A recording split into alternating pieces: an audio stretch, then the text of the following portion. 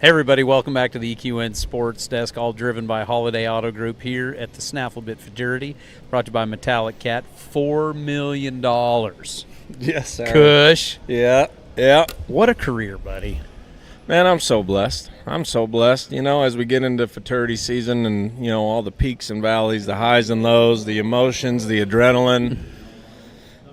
You're never ready, but you're ready for it to start too. Yeah. You know, yeah. You know, this show is funny, all the great things and horrible things that come out of it, and some things you just can't control. Yeah. You know, so yeah, 4 million. Never thought of it. Congratulations. Thank you. Congratulations. Thank you. That's a huge feat, buddy. Oh man, it's awesome. I can't thank all the incredible horses, the owners, my wife, of course, for always striving and saying do better at the most horrible time ever. Oh man, huh? Yeah, she's real good at that. Yeah. She knows I love her and I appreciate every word. Yeah. Man, well, it's tough. I mean, that $4 million, like, let's go back. Take me back to the first 10,000. What was that like? Yeah, working for Teddy Robinson. When I first got into it, my first I had two horses. The very first year I showed, one was a big paint stud named Rain and Cash. Rain and Cash. He's by New Cash. Okay. When I was working for Teddy, I got to show him in the limited open, and Rain and Cash. He was an incredible fence horse. He was awesome. Would run hard, and he wasn't built for the cutting. Yeah. We get him by the reining, Yeah. and he was awesome down the fence. Yeah, Rain and Cash. He was a lot of fun. And then I also had another horse that year named Razor Nick. He was by Boomer Nick. Oh man, that I owned myself. And yeah. so so there's the beginning of it, really. I dabbled around in it a little bit, but that's when it all started. 25 years ago. 25 years Yeah. ago. Man, Yeah. You're making I'm crying because I'm so emotional right now. You're making my eyes water right here. So I don't know if you and I have talked about this in the past, but Corey, when did it really click? Like, how I don't know the true backstory even before that 10,000. Like, when did you decide this is what I'm going to go do? Like, where were you as a kid? Like, Yeah. So grew up doing 4-H and mostly the reining. Every year. Let's just start from the beginning. I was blessed to grow up with Noel Skinner. He was like my second dad. My mom, took lessons from him. Noel was incredible in every area of the horse, of the performance horses, whether it be the cutting, the reining. 40-something years ago, you didn't just buy a horse to do the Snaffle Bit Futurity or to be, a cutter or just a reiner. Those horses did everything. And so being able to watch that and not so much develop new skills, but just spend more time on the horse and doing things. That's where it all started. Reining, we'd go to the reining futurity every single year. We'd stay up all night and watch these guys train horses. Yeah. But wanted to see what the outcome was the next Sure, day. sure.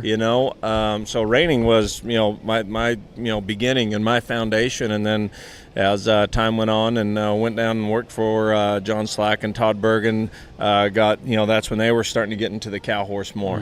And anyway, just over time and through life and changes and, trying to make something for myself, when I first went out on my own, I had enough for the reining, as far as, go and be, competitive at times. Sure. But, I kept on dabbling back over to this cow horse deal and Yeah. just, like I say, times change. And next thing I know, I've got more cow horses than I do reiners, and then, got more serious and I better pay more attention to this if I want to be good at it.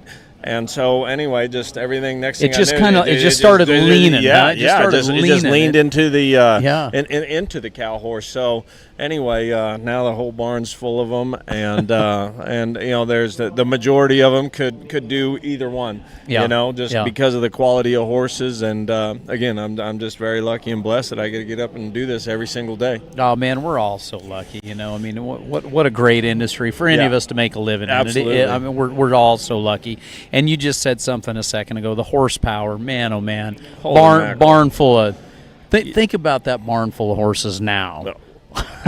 No, I mean, in my wildest dreams, I would have never thought being able to swing my leg over the horsepower that I do these days, and I've gotten the chance to leading up to this moment. So again, I'm very blessed, and thanks to all my owners.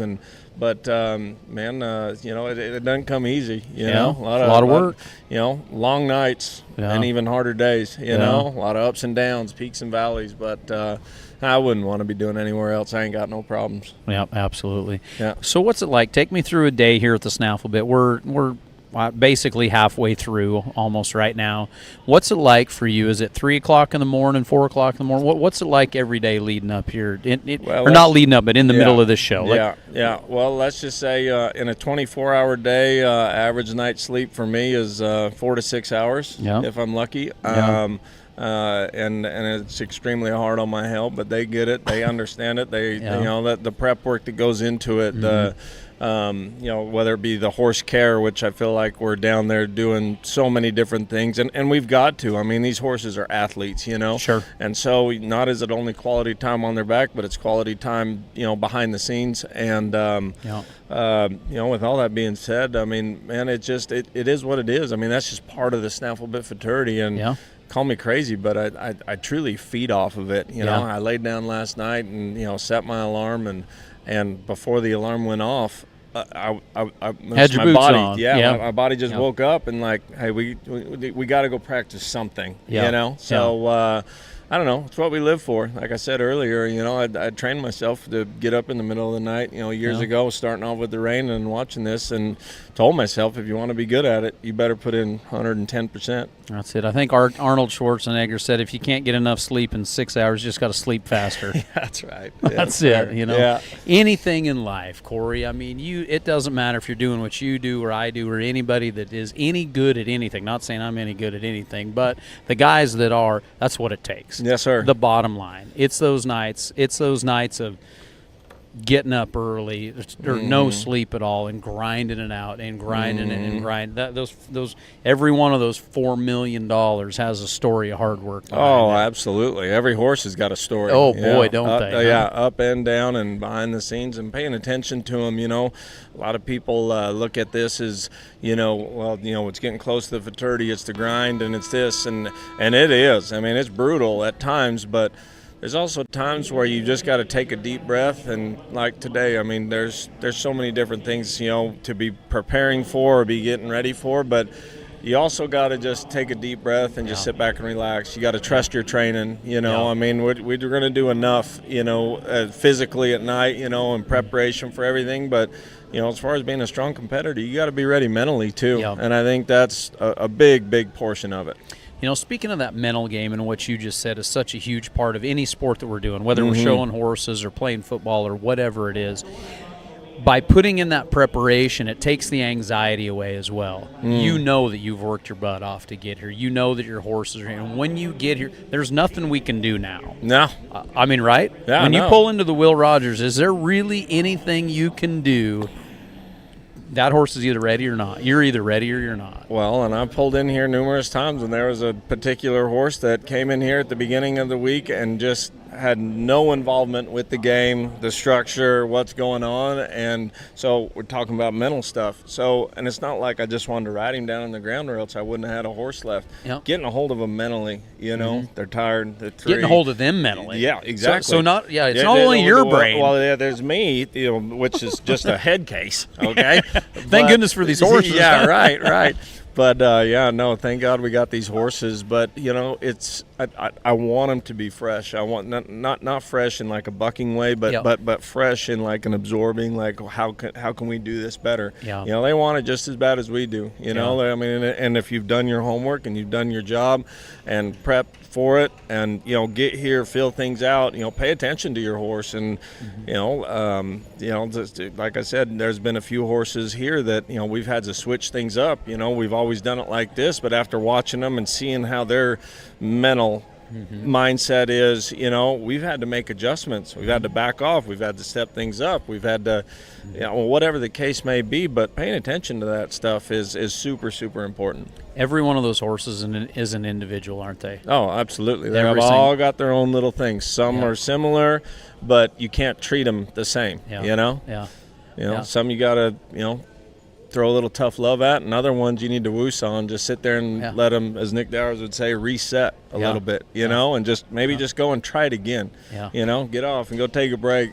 Go have lunch, come back and try it again, Well, anyway, there's a lot of different things. They're just like us, aren't they? Oh, every one of us, we got our own set of buttons, don't we? Yeah. And I mean, we're not always perfect the first time, and if I felt like I could have, maybe presented a different picture to them, or the situation wasn't right, rather than making a big deal out of it, again, maybe just sit off to the side and wait for the moment to change, and then do it again, I love that. that.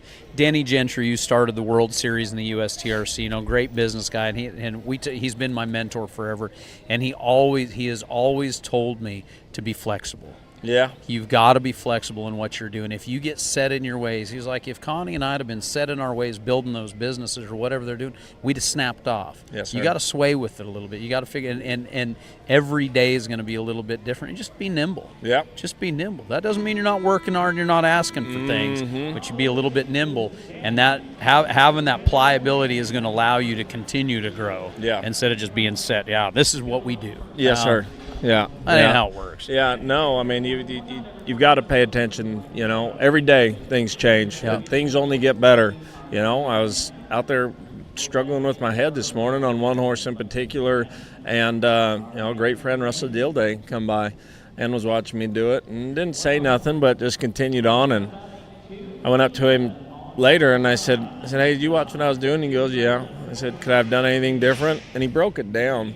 Where a lot of people, that's where I've got so much love and respect for a lot of the people in this cow horse discipline, is that we all help each other. I'd be the first one to tell him, what about this or what about that, or hey, bud, friend to friend, maybe you ought to try looking at it this way. Yeah. And he was quick to point out my major area, and to where I had something to work on, where I just wasn't out there grinding it out again. Let's try something new. Let's fix this, not wear it out. Until it just gets over with. You know. Yeah. Break it till we break it more. Yeah. Exactly. Man, that's cool. That's pretty dang cool. At $4 million that you have, what a story to the young competitor out there. Yes, sir. Go ahead and listen. Go ahead and ask questions. Yeah. And every single person that comes up here, and you and I have talked about this in the past up here.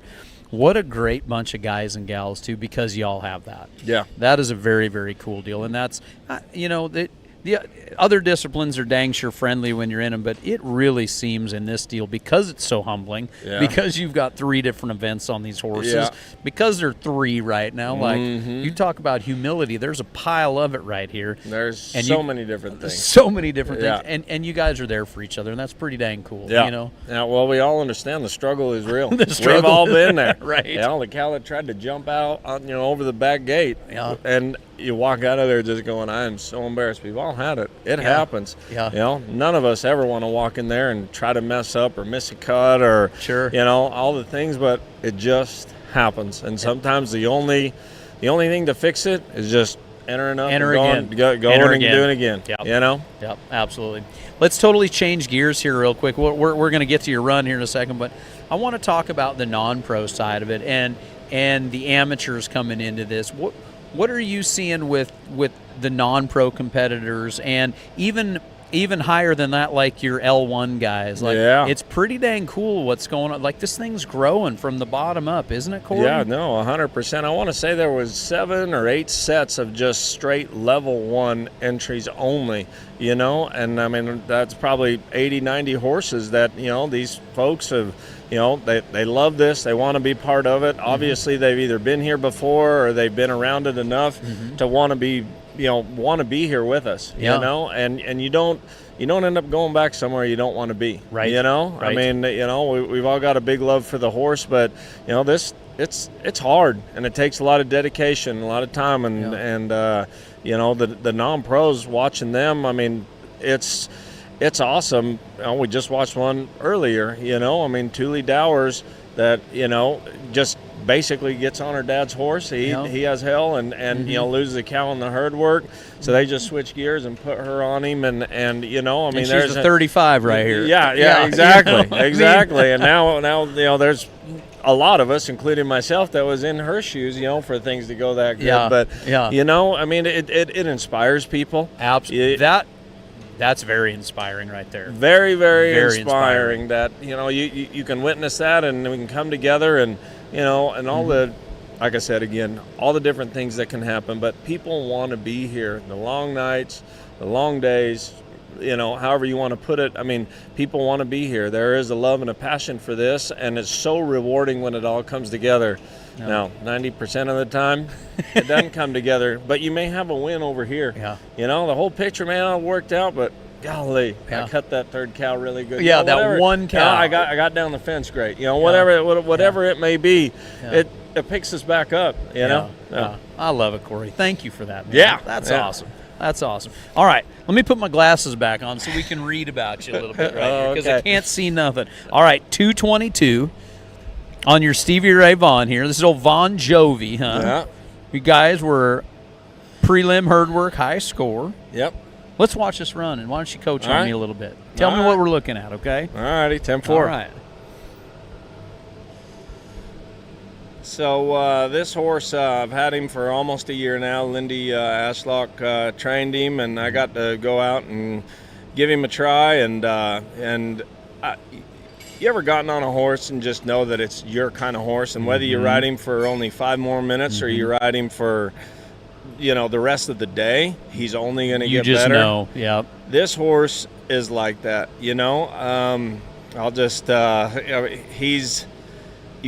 we talked about paying attention to these horses. This horse he's got a lot to give, and he's got a lot of heart. He's very pretty.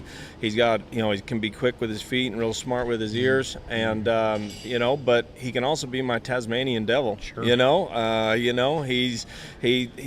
tries. This he horse tries, could overwork a cow, couldn't he? Absolutely, he gets Yeah. to doing too much, and Yeah. so I thank goodness I've got my incredible herd help, and You this bet. horse has just got. It's funny I've gotten to watch this video and just thinking back and feeling it in the moment, and then getting to watch it. I mean, this horse he looks better than he feels. Hey, he felt good. Don't get me wrong, but you gotta, a lot of that is not so much what you're feeling, but the picture you're presenting. Sure.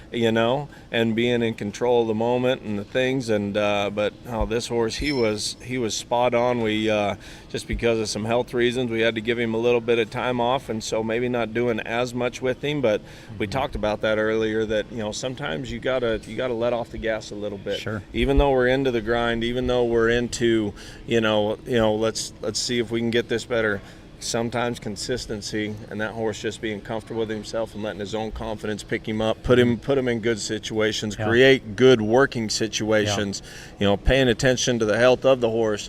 It honestly just made him better. It Yeah. gave him more confidence that day because it hadn't. Like I said, I've always had good faith in him, but just that day and just as time went on, and again I let off the gas a little bit building up to this Yeah. because I had to. But it almost did Almost me a worked favor. better. Yeah. Yeah. He came here a lot fresher minded, a lot brighter rather That's than, cool. That's cool. it's been hot, Yeah. I mean, not that he's had any more time off. I mean, we've spent time riding, but I haven't been able to do as much, Yeah. So anyway. Yeah, you never know. That might be the sweet mix for that horse, Well, right? maybe. Yeah. It's a tough thing to do though, because Oh, there's too many boy. horses that are that good Yeah. as he is that a guy's getting to spend a little bit more time touching Yeah. up on maybe a little area, because Yeah. every single area, every single maneuver is extremely important. Yeah. So how do we do in the reining on that horse? That horse has had just a little bit of trouble stopping here. I want to say we were 216 in the reining. Not that he did anything wrong, it just wasn't very powerful. He hit twice on every single stop, so hopefully, fingers crossed, Yeah. Yeah. we get to keep moving forward, and if we get to do the reining pattern again, I might change his shoeing up just a little bit. He's just got on little baby keg, we call them cowboy sliders, Yeah. just little keg sliders, and it's almost like he needs just Just a a little little bit bit more more just to reach help and just him. a little bit more give to where, because he doesn't feel like he's scared of it. I know he's not sore, and we've gone over him and all the prep and all the care, but maybe it's my approach. Maybe he's something is not right to where I can just get him set up and feel real good about he's going to hit once and stay strong. Just stay in it. Yeah. He needs just a little bit of help right there to where he can get his confidence Yeah. Once he gets his confidence built back up, then I think he's even going to do it better. And then I may have to go back to just the keg shoes, because sometimes having too much is just as bad as not having enough. Yeah. Well, you're going to be right there figuring it out, aren't you? Mental. Well, Mental. it is. Yes, sir. Well, I can go crazy just thinking about this. Oh, yeah. I just got to go show my horse. Yeah. You know? Well, and then here we are coming down to the fence. Right. You know? Right. I know that horse can be good. I know he knows how to do his job. Is the situation going to work? What about this? Did I have him prepared here? Do I need to change my position because of the way the cows have been down the fence? These cows have been great all week long. I mean, they are really, really, truly good cattle. And I know that there's some people that just assume shoot them, but they've destroyed some dreams this week. But hey, that's the nature of the beast. I tell you what, that is where we're at, So as I go into the fence work, and I just want. I tell myself every time I go in there, just stay next to the cow. Do your best to stay next to the cow. Put your horse in good situation. Make good decisions. Don't second guess yourself. Stay next to the cow and let the judges decide how much they like it. I tell you what, you're just going back to the basics, aren't you? Right there, like you've got to in sometimes, your mind, don't you? Yeah. I mean, we see these incredible athletes do so many things, and so we get to thinking that we need to, help encourage that, or maybe just a little bit more English, so to speak, on it, Well, sometimes by doing that, it gets that horse thinking back at you too much, and next thing you know, you're going down the fence, the horse is looking at you going, okay, what are you going to do to me this time, rather than, hey, bud, this is where we're going. And I'm confident that I'm going to get that cow going back the other way. Trust me, bro. Sit up there and let me do my job. No, and that's just it. And sometimes you got to let go a little bit, and let them, make the mistake and, fail themselves just a little bit, thinking they know better, and then say, hey, I am here to help, but you've got to accept the offer. Yeah. Man, I love it. That is such good stuff. So how many other horses you've got? 4 that you're showing? 4 in the Snaffle Bit Futurity. I got 3 great Hackamore horses tomorrow, and then I've got my great bridle horses coming up. Voodoo at Rough, WR Iceman. My non-pros, did an outstanding job earlier in the week in the Hackamore and in the bridle, and so Caleb got to show the last couple days. Capri. She just got done with the Buckaroo class. And, you should see all the kids down there. I bet it's awesome. It's insane, and what the NRCHA does for the youth and building it up, and because it's all family. And there's so many great kids growing up and tough competitors. You watch them. Yeah. Year and it's after growing, year. Isn't it? Oh, it's dude. growing Constantly. We were up here. Paul and I were talking about the partnership with the high school rodeo. And what that's done. And I mean, just you take that deal and then everything else. I mean, it's growing fast and it's cool, and they're falling in love with it. No, and I think it's got a lot to do. I mean, there's for the love of the horse and the sport and the game, but you don't want to hang out in places that you don't like being around certain people. There's a great community here. Absolutely. And we're all watching out for each other. Great place to raise our kids in. Absolutely, 100%. All right. So what when you showing your next one? Well, so tomorrow is the Hackamore. Okay. I got 3 horses there. The first horse is Rebel King in set 3, and then I think my dual race stud, and then we kind of end the day with that nice Talker Guild and Ashley Allen. So, so that's next thing on the books. Getting ready for that. Sunday starts the fence work. Sunday starts it, huh? Sunday starts it, and it'll, I believe it ends on Monday, maybe Tuesday. I can't remember exactly, but anyway, should be. Here it comes. Ready or not? Ready or not, buddy. You bet. Buckle up, Buttercup. I love it, pal. Well, man, we've had so much fun hanging out up here, talking to everybody. Like I say, we're about right at that halfway mark, coming into next Friday and Saturday night. Yeah. And boy, it's a lot of fun. It's a lot of fun. But I wouldn't trade it. I'm telling you, man. I wouldn't trade it. I'm telling. When you and I were sitting there on those heel horses there a few months ago, and I told you, man, I'd give anything if you would just lend me about 8 seconds at a time of what you've got on these horses, because it's special, pal. It's pretty dang cool watching you guys and watching the whole deal from the boxing all the way up. I love it. Yeah. It's what a great place. What a great place. Now this is we're all here to help each other, and good times and bad, and we've all had all the horrible things happen, and there's going to be more horrible things that we've never seen before. But hey, that's the nature of the beast. That's why all of these horses are got to deserving chance to be here, because you just don't know. Yes, it does take a special one, and it's hard enough on a special one, but maybe it's the old Steady Eddie out there in the back. He's got a shot. Steady Eddie's got a shot, don't he? You bet, too, because, I mean, like I said, they're 3.